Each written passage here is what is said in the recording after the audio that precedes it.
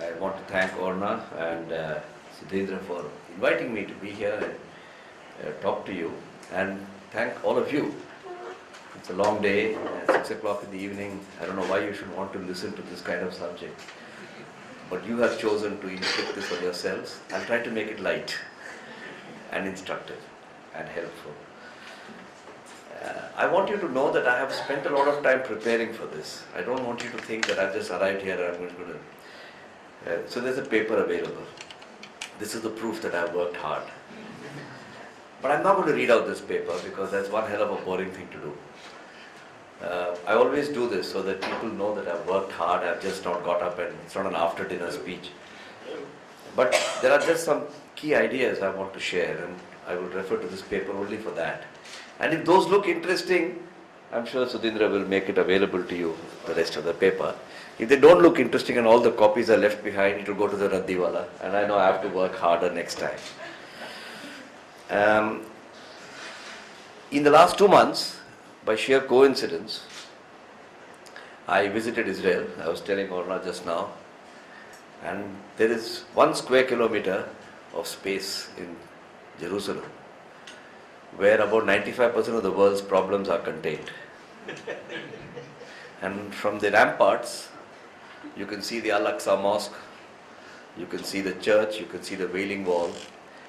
And I went to pray at the Wailing Wall because that is the one I don't get to see often. And they said you can think of any wish you want. And I was very impressed with the country. I had already been there. So the prayer that I had at the Wailing Wall was, I wish when I go back to India somebody will listen to me. And here you are. So the Wailing Wall does work. Thank you for being here.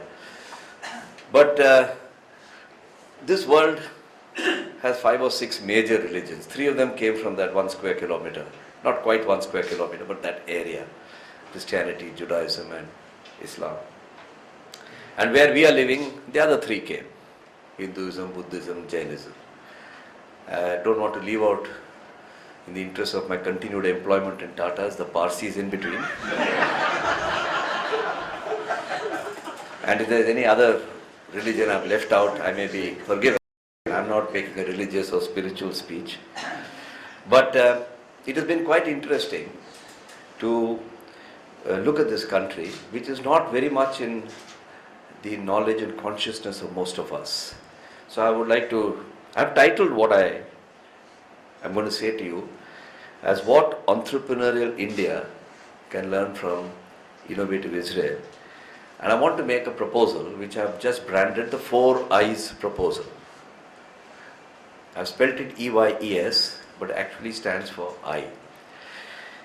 And I will extract some of the key points of what I want to say.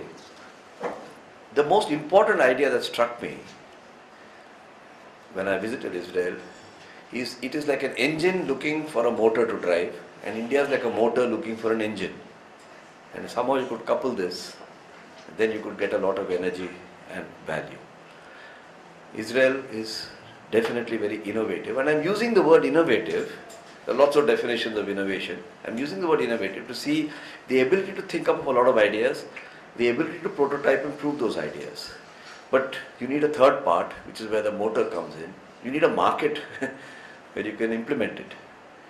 And so that large number of people can benefit from that innovation. That Israel lacks. We have plenty of them. So you may come up with a very, very good idea, but you need a market for it. And so the kind of issues and problems that we have in India, which could use that, the ideas that you have in Israel, are quite phenomenal. And I'll give you one example we were talking about just before we came in here. It's not in my paper. Drip irrigation, you saw that film just now. And I was asking Mr. Kulkarni, why can't ORF work on an idea where you take 10 districts in India, use drip irrigation technology and demonstrate that this country can produce 4 times the amount of food, even though we got a water resource shortage. You don't have to go all over the country. You don't have to go to 550 districts. Don't talk to me about agriculture minister in the center and the state. Choose one state, just do it in 3 districts. And with a bit of luck, that will be something that we will work upon in the future. Israel can make terrific tomato seeds. but who will grow the tomatoes and eat them? And we got all the guys who can eat the tomatoes. So there are lots of such ideas. I've chosen both from agriculture. And therefore I've called it the 4 Eyes program to mean India, Israel, Innovation Initiative. So it is actually 4 Eyes. Then on Republic Day, in a spirit of innovation, I changed it to EYES because it can also be as valuable as your eyes. Without being touristic about it, as a business person, most of you here I think are business people, and we go to a country, we see a bit of tourism, but most of the time goes on looking at our commercial opportunities. Let me share with you a few similarities and a few differences which cause me to feel that it's possible to couple this innovation engine and this market motor. Firstly, you have to have enterprise. I call India the most enterprising nation in the world. We are the most enterprising nation in the world because we have been enterprising all the time. You had the Tamils who went to Sri Lanka 2000 years ago. You had the Gujaratis, the Tamils went on to Malaysia, they went to Bali, they went to all over the Far East. You had the Gujaratis who went all over to East Africa. You had people from Middle India going into Jamaica and Trinidad. And you had a small community of what they call Punjabis and Sindhis who went everywhere. It doesn't matter where you went, they were there. At least one member of each of these communities. Where else in the world will you find people who are separated by 2,500 kilometers? Just evaporating like molecules wherever there is a little space for a molecule to fit in. There's lots of evidence of this. Long before King Solomon was ruling, India was already exporting grain to Mesopotamia, which is now called Iraq. Israel is also a very outward-looking country. Being on the Mediterranean rim, they have also had many stories and archaeological and historical evidences from the time of King Solomon of trade with King Hiram, I think, of Tyre, I don't know how you pronounce it. And so if you're a sea coastal nation, you tend to be outward looking, and both our countries have been very, very outward looking. So those are some of the similarities. And it's very interesting. Both these countries have had their own history, not identical but different history, of what you might call repression, suppression, oppression, whichever word you want to use. Colonialism in one case and the exodus in the other. But this gene of entrepreneurship has not been killed. Never in the history of either of these peoples has there been total isolation from the world. But you look at China, you look at Japan, you look at Korea, there were large swaths of time during their history, 200, 300, 400 years, when they were completely cut off. After the Ming dynasty, they got cut off completely. Until the Meiji restoration, Japan got completely cut off. And same with Korea. But these have been porous societies. All the time they have had interactions. And therefore this gene of entrepreneurship, even through our 50 years of socialism here, we never could kill it. You could suppress it temporarily. If you couldn't keep the entrepreneur down, he went away to Nigeria or to somewhere else to earn a living, and then, like my good friend Bhagwan Advani, they've come back from Nigeria now that they are allowed to flourish. So this is a very common set of features between these two. I do believe from a business point of view, if you call it business culture rather than cultural culture, there are points at which the gear teeth of both of these can fit together. Now, having said that, I want to specifically talk about some features of our entrepreneurship and Israeli innovativeness, which also fit together. It is a very, in India we generally believe that we are short of resources. Every other finance minister for the last 50 years has got up and made a budget speech in which he gives you the impression that he's short of resources. And you give him the impression that you believe him. And the media give the impression that they want to report on this. And this charade goes on. India's problem is we have too much resource. Israel is an example where you don't have the resource. So who are the most enterprising people in India? The people from Kutch, the people from Sindh, the people from Rajasthan. Not the people from the Tanjore district, not the people from Kerala, where you have to do nothing, you just toss a grain of rice and the paddy will grow, and you just put your hand in the river and the fish will come and you can eat fish and rice. The most enterprising people are coming from places where there is very little resource. So the Indo-Gangetic belt, the Kaveri belt, and all these very areas where there are very rich resources are not necessarily the most enterprising people. You find the same thing in nature. Do you know that in the Barrier Reef area of Australia, you got the most amazing diversity of flora and fauna. It's the most inhospitable area. And species learn to cooperate with each other because that's the only way that they can survive. So nature gives you lots of lessons. I shan't divert into that. Israel has this characteristic. Now what India offers is austerity as a way of life.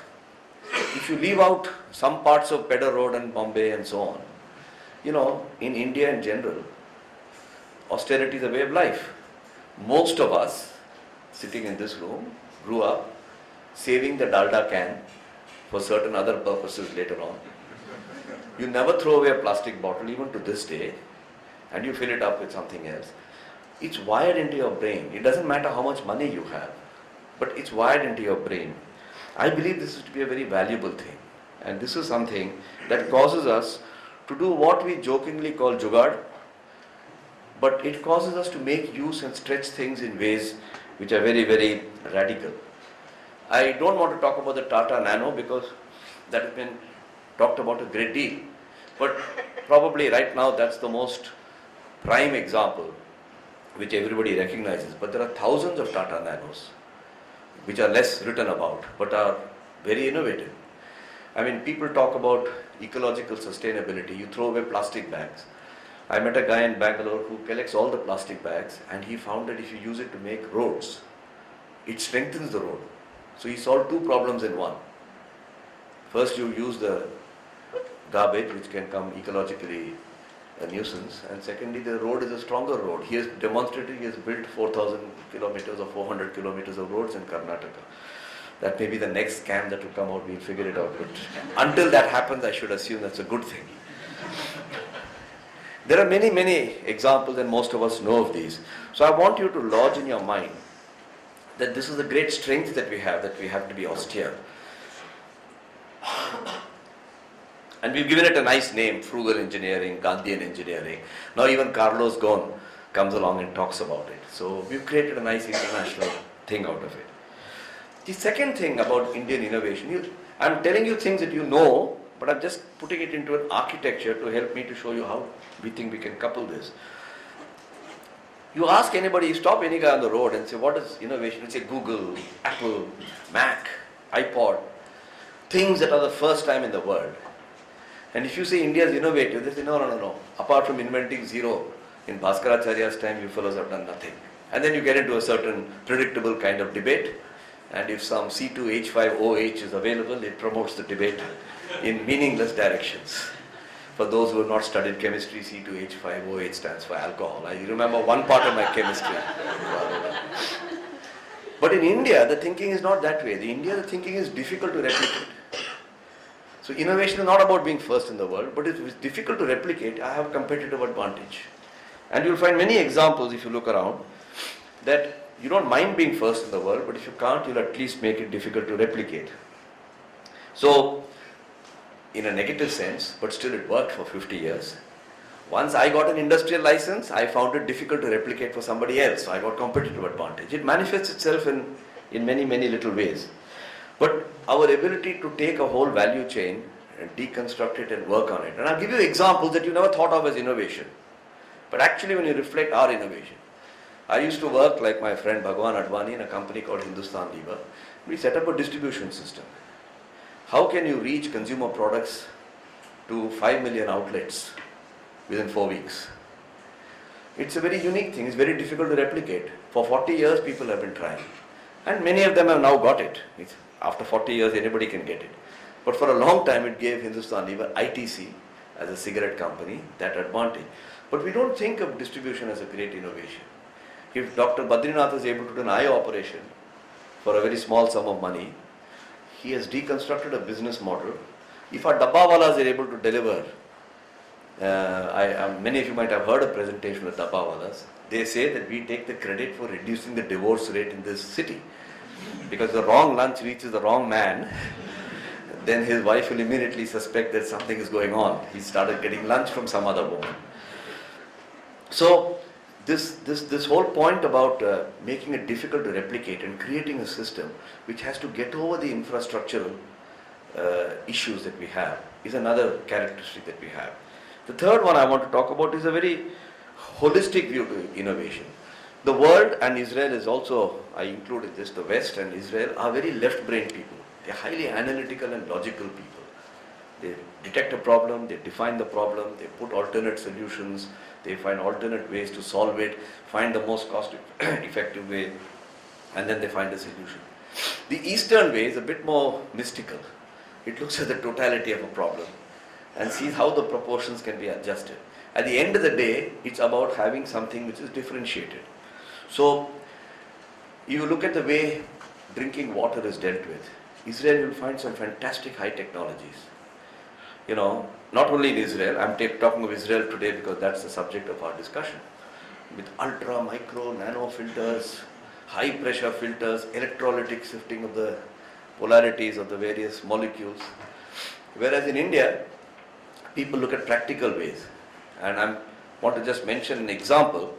One of our companies in the Tata Group, Tata Consultancy Services, wanted to do CSR. So they created a clunky thing where you can get materials, raw materials available in any village. It had pebbles and rice husk ash and various other elements. You stick it up in the top part, pour water, it filters and comes down to the bottom. It is replicating what happens in the Himalayas when water trickles down through natural materials. No chemicals, no electricity, nothing. Now, it worked very well for the purpose they made it, which is to remove 85% of the bacteria. But then the question arose, if you leave them 15% bacteria, it doesn't help very much. I mean, either you remove 100 or don't remove it. And so the same idea was taken by using the most widely available material in India, which everybody throws away. You get paid to take it away. Rice husk ash. As you know, you get paddy. Your growers of paddy, you get the paddy husk. You want to get rid of the paddy husk after polishing, then you burn it in your boiler. Now it's burnt. And then you want somebody to take it away.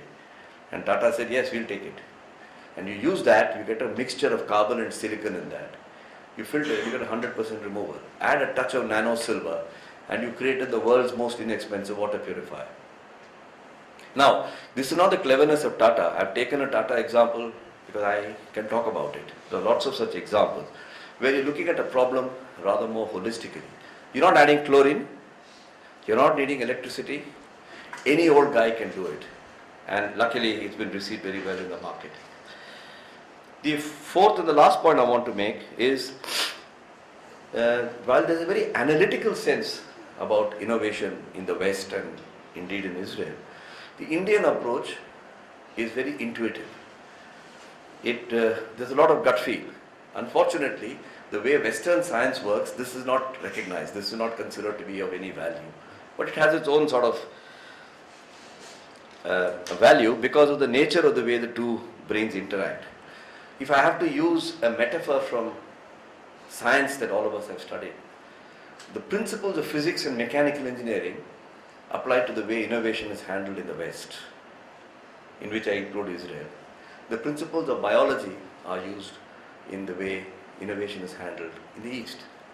So the mere act of putting people together and letting them toss ideas together, specifying very few critical rules for them to follow in creating an innovation, produces a different kind of an innovation. I hope through this I have established 2 or 3 points. First, that there's a highly innovative engine looking for a market, and India can be, so that's one reason to couple the engine and the motor. The second, that there are some characteristics that are similar and some that are different, and that also couples very well together.